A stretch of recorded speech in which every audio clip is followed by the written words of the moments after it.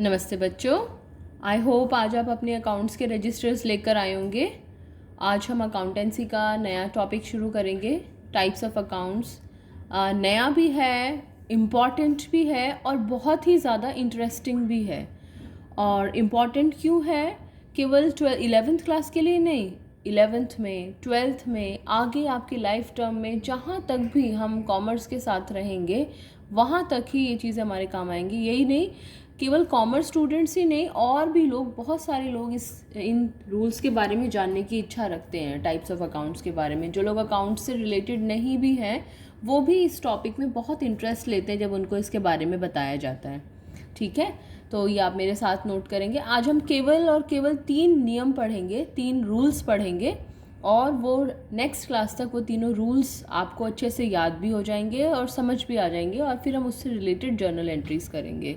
चलिए देखते हैं क्या है, मेरे साथ साथ नोट करते जाइएगा। लास्ट क्लास में आपने बोला था कि पेन से लिखी हुई चीज़ें नज़र नहीं आती हैं, तो मैंने पूरी कोशिश की है कि सारी चीज़ें मैं स्केच पेन से ही लिखूं। वैसे मैंने कुछ चीज़ें जो पेन से लिखी हुई थी, तो मुझे लग रहा था कि शायद मैं बोल रही हूँ तो आपको देखने की ज़रूरत नहीं पड़ेगी, इसलिए मैंने उनको पेन से लिख दिया था। नेक्स्ट टाइम से मैं उस चीज़ का ध्यान रखूँगी। ओके, चलिए टाइप्स ऑफ अकाउंट्स के बारे में बात करते हैं। अकाउंट्स मतलब खाते कितने तरह के हो सकते हैं? देखिए बेटे, बेसिकली खाते 2 तरह के हो सकते हैं। कितने तरह के हो सकते हैं? 2 तरह के हो सकते हैं। The accounts can be of 2 types, impersonal account और पर्सनल अकाउंट। इम्पर्सनल अकाउंट को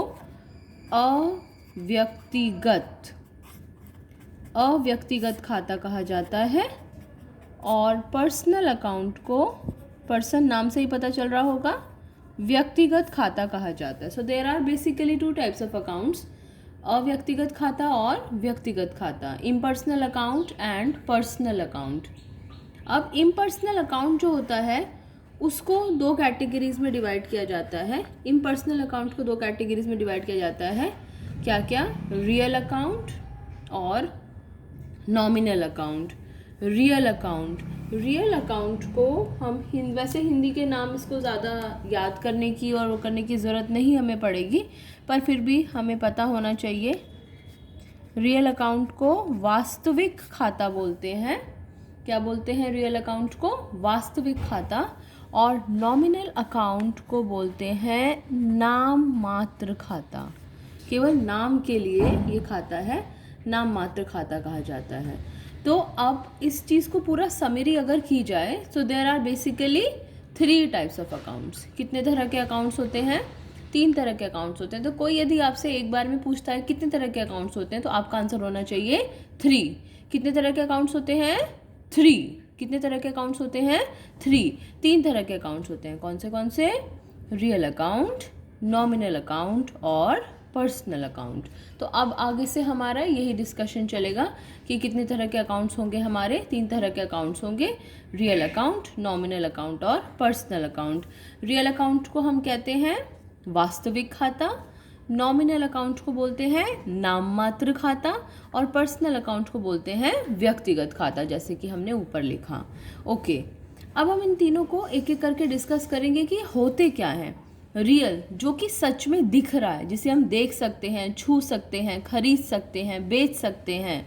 जितनी भी संपत्तियां हमारी, जितनी भी एसेट्स हैं, they come under the real account. जैसे कि मशीनरी, बिल्डिंग, लैंड, ये सब चीज़ें हमारी रियल अकाउंट में आती हैं। अभी मैं आपको इनके सबके एग्जाम्पल्स नोट कराऊंगी जब हम रूल्स डिस्कस करेंगे।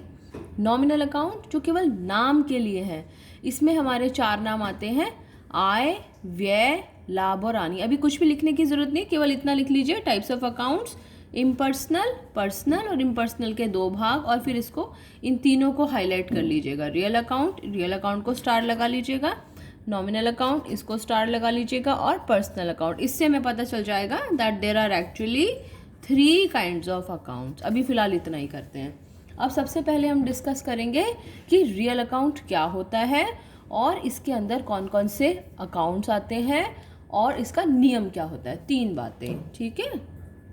हाँ जी बेटे, तो सबसे पहली हेडिंग हुई हमारी रियल अकाउंट, और रियल अकाउंट का rule, real assets. Real account का जो संबंध होता है वो एसेट्स के साथ में होता है, रियल एसेट्स के साथ में होता है, असली संपत्तियों के साथ में होता है। तो रियल अकाउंट का संबंध किसके साथ होता है? एसेट्स के साथ, संपत्तियों के साथ, वास्तविक संपत्तियों के साथ। रियल अकाउंट में आता क्या क्या है? जैसे कि furniture, land, building, machine, cash. Cash जो होती है वो सबसे बड़ी एसेट है। Cash is the biggest asset. Why cash is the biggest asset? क्योंकि हम कैश से कोई भी एसेट खरीद सकते हैं, इसलिए कैश को सबसे बड़ी एसेट कहते हैं ना, बाप बड़ा ना भैया, सबसे बड़ा रुपया। So cash is the biggest asset, सबसे बड़ी एसेट। कुछ भी खरीद सकते हैं, we can do anything with the money. तो रियल अकाउंट मतलब एसेट्स, रियल एसेट्स। अब इस संपत्तियाँ आती हैं बिजनेस में, संपत्तियाँ जाती हैं बिजनेस से। अब हम बात करते हैं अपने रियल अकाउंट रूल के बारे में। दो लाइन के रूल हैं। देखिए, आपने देखा था हमने जब अकाउंटिंग इक्वेशन किया था, तो हमारा अकाउंटिंग इक्वेशन का format, as if you remember, हमने कहा था asset is equal to capital जमा लायबिलिटी। पूरा अकाउंटेंसी का आधार है, एक साइड होती है, दूसरी साइड होती है। तो इसी तरीके से लेखांकन में हमेशा दो पहलू होते हैं। देयर आर टू एस्पेक्ट्स, दो साइड्स होती हैं, दो पहलू होते हैं। एक पहलू को हम डेबिट कहते हैं और दूसरे पहलू को हम क्रेडिट कहते हैं। ये अब हमारा जो जीवन है कॉमर्स में, डेबिट और क्रेडिट के चारों तरफ घूमता रहता है। आपने ज़रूर डेबिट और क्रेडिट वर्ड कहीं ना कहीं किसी न किसी अलग अलग कॉन्टेक्स्ट में ज़रूर सुने होंगे। तो ये हमारे दो पहलू हैं, दो कॉन्सेप्ट्स हैं, डेबिट और क्रेडिट। अब हमें ये पहचानना होता है कि किस चीज़ को डेबिट करना है और किस चीज़ को क्रेडिट करना है। तो हमारा रियल अकाउंट का रूल जो होता है वो क्या कहता है? Debit what comes in. इसे नोट कर लीजिएगा ऐसे कैपिटल्स में, debit what comes in and credit what goes out.